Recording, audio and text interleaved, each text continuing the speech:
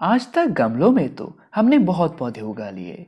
अब क्यों ना अपने फिश टैंक यानी एक्वेरियम में भी पौधे उगाए जाए।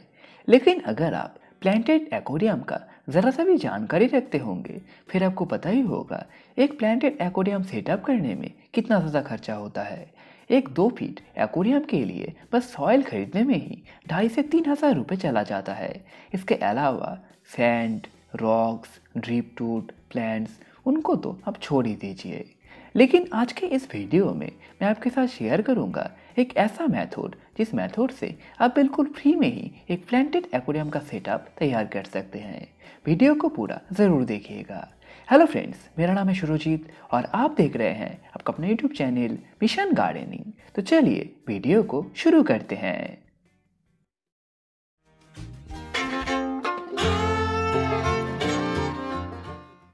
सबसे पहले मैं अपने एक्वेरियम को कमरे के अंदर एक टेबल के ऊपर रख दिया है और एक्वेरियम के नीचे एक थर्मोकोल का पीस भी लगा दिया है। इससे एक्वेरियम टूटने का चांस काफ़ी कम हो जाता है।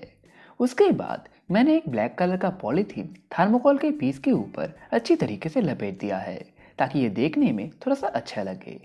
आप एक चीज़ का ध्यान रखिए, जिस जगह पर आप प्लांटेड एक्वेरियम का सेटअप करेंगे उस जगह पर ही हमेशा आपका एक्वेरियम रहेगा। आप सेटअप करने के बाद एक्वेरियम को अपनी जगह से नहीं हटा सकते। इसीलिए आप पहले ही डिसाइड कर लीजिए कि आप अपने एक्वेरियम को कहाँ पर रखेंगे। उसके बाद अपने एक्वेरियम को वहाँ पर रख के प्लांटेड एक्वेरियम का सेटअप शुरू कीजिए। सबसे पहले हम एक्वेरियम के बैक साइड में छोटे छोटे पत्थरों से एक लेयर तैयार करते हैं।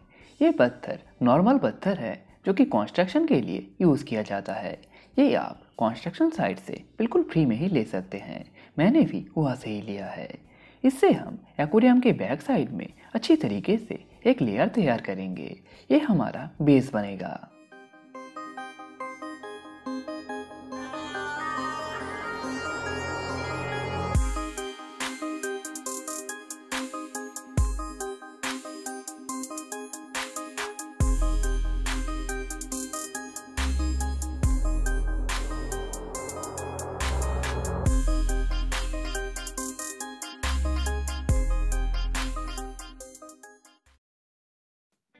हमारा पहला छोटे छोटे पत्थरों का लेयर अब कंप्लीट हो चुका है।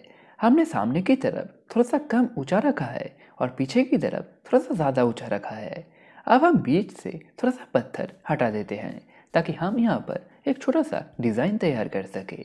आप चाहे तो डायरेक्टली इसको अपने हिसाब से भी रख सकते हैं। अब हम रिवर सैंड लेंगे और रिवर सैंड से एक्वेरियम के सामने की तरफ जिस जगह को हमने खाली छोड़ा था उसको अच्छी तरीके से भर देंगे। यहाँ पर भी हम थोड़ा सा ध्यान रखेंगे कि नीचे की तरफ यानी सामने की तरफ थोड़ा सा नीचा होना चाहिए और पीछे की तरफ थोड़ा सा ऊंचा होना चाहिए।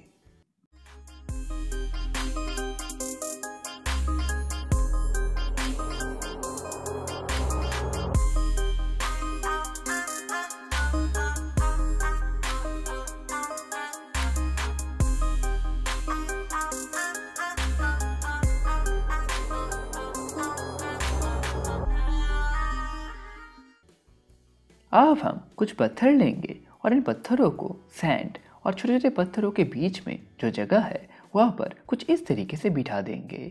आप जिस डिज़ाइन में आपका एक्वास्केप बनाएंगे उसी हिसाब से आप पत्थरों को भी रखिएगा। यहाँ पर आप देख ही सकते हैं मैं किस तरीके से कर रहा हूँ।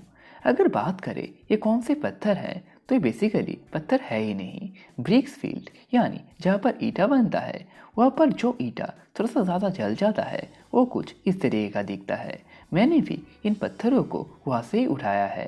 अगर आपके नज़दीकी कोई ब्रिक फील्ड हो तो आपको भी ये बिल्कुल फ्री में वहाँ से मिल जाएगा। और अगर आपके आसपास कोई ईंट फाटा ना हो यानी जहाँ पर ईटा बनता है वो ना हो तो आप पत्थरों से भी ये काम कर सकते हैं। अब आप देख ही सकते हैं ऊपर से अपना एक्वास्केप किस तरह का दिख रहा है। अब हम इन पत्थरों के ऊपर सबसे पहले थोड़ा सा वर्मी कंपोस्ट अच्छी तरीके से छिड़क देते हैं। अगर आप गार्डनिंग करते हैं फिर आपके पास ये वर्मी कंपोस्ट ज़रूर होगा। और अगर आपके पास वर्मी कंपोस्ट नहीं है तो आप किसी फर्टिलाइजर स्टोर से बस 10-20 रुपए में ही इसे बहुत ही आसानी से खरीद सकते हैं। हम वर्मी कंपोस्ट को कुछ इस तरीके से पत्थरों के ऊपर छिड़क देंगे और एक लेयर तैयार कर देंगे। अब हम वर्मी कंपोस्ट के ऊपर मिट्टी से एक लेयर तैयार कर देते हैं। आपके पास जो भी मिट्टी अवेलेबल हो उसी मिट्टी से आप ये काम कर सकते हैं। अगर बात करें वर्मी कंपोस्ट और मिट्टी का लेयर कितना होना चाहिए, तो आप जितना मिट्टी यूज़ करेंगे उससे आधा वर्मी कंपोस्ट आप यूज़ कीजिएगा।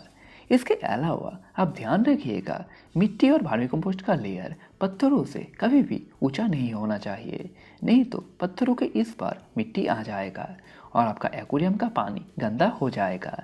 इसीलिए आप हमेशा पत्थरों को थोड़ा ऊंचा रखिए और इसके साथ साथ आप ध्यान रखिए पीछे की तरफ थोड़ा सा ज़्यादा ऊंचा होना चाहिए और सामने की तरफ थोड़ा सा कम ऊंचा होना चाहिए।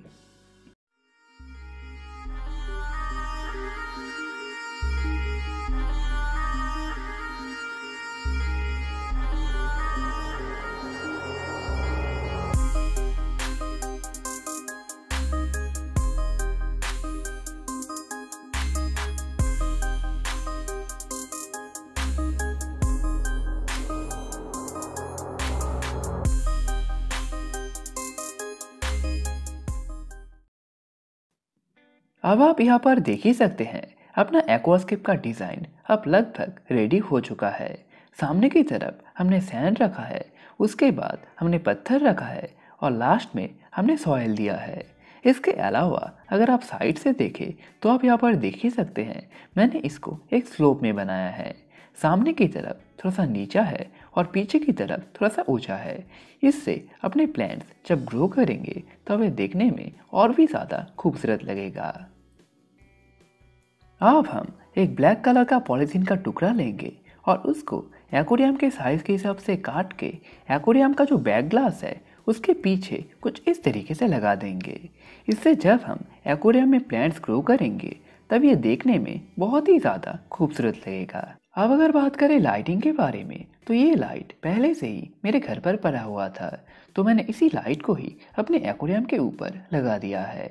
अगर आपके पास ऐसा कोई लाइट नहीं है तो इसे खरीदने का कोई ज़रूरत नहीं है। अब बस 2 LED बल्ब ले लीजिए और LED बल्ब के ऊपर जो ढक्कन होता है उसको खोल के सेम तरीके से अपने एक्वेरियम के ऊपर लगा दीजिए, उससे भी आपका काम हो जाएगा। अब बारी है अपने एक्वेरियम में प्लांट्स ग्रो करने का। ये जो प्लांट्स आप यहाँ पर देख रहे हैं इनको मैंने नदी से कलेक्ट किया है। आपके आसपास भी कोई नदी तो ज़रूर होगा, वहाँ पर आप थोड़ा सा ध्यान रखिए, आपको भी ऐसा प्लांट्स मिल जाएंगे। अगर सेम प्लांट्स ना भी मिले, कोई ना कोई प्लांट तो आपको मिल ही जाएगा। आप उनको बहुत ही आसानी से एक्वेरियम में ग्रो कर सकते हैं। पौधे लगाने से पहले हम एक्वेरियम में अच्छी तरीके से पानी देंगे और पूरे मिट्टी को गीला कर देंगे। इससे पौधे लगाने के बाद वो सूखने का चांस नहीं रहेगा। उसके बाद हम एक ड्रिप टूल लेंगे और उसको अपने एक्वेरियम में कुछ इस तरीके से रख देंगे। आप घर पर किस तरीके से ड्रिप टूल बना सकते हैं इसके ऊपर अगर आप वीडियो देखना चाहते हैं तो मुझे कमेंट में बताइए, मैं ज़रूर इसके ऊपर अलग से एक डिटेल वीडियो बनाऊंगा। अब हम अपने एक्वेरियम में प्लांट्स ग्रो करना शुरू करते हैं। एक्वेरियम के एक कोने से हम पौधे लगाना शुरू करते हैं। जो प्लांट्स थोड़े से बड़े होते हैं और घने घने होते हैं उन प्लांट्स को हम एक्वेरियम के पीछे की तरफ ग्रो करेंगे, और जो प्लांट्स थोड़े से कम घने और छोटे छोटे होते हैं उनको हम एक्वेरियम के सामने की तरफ ग्रो करेंगे। इससे अपना एक्वेरियम देखने में बहुत ही ज़्यादा खूबसूरत लगेगा।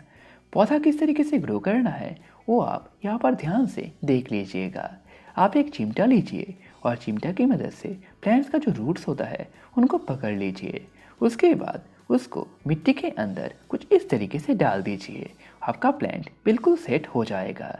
बिल्कुल सेम तरीके से हम सभी प्लांट्स को यहाँ पर लगा देते हैं।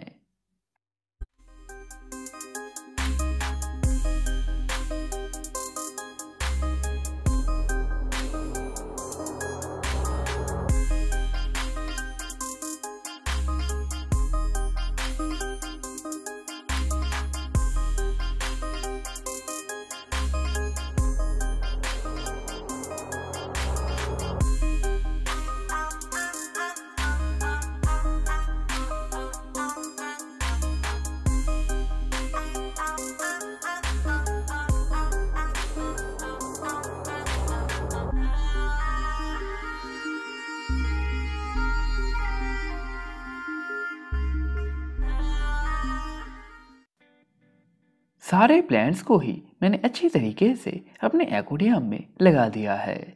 अब बारी है अपने एक्वेरियम में पानी भरने का।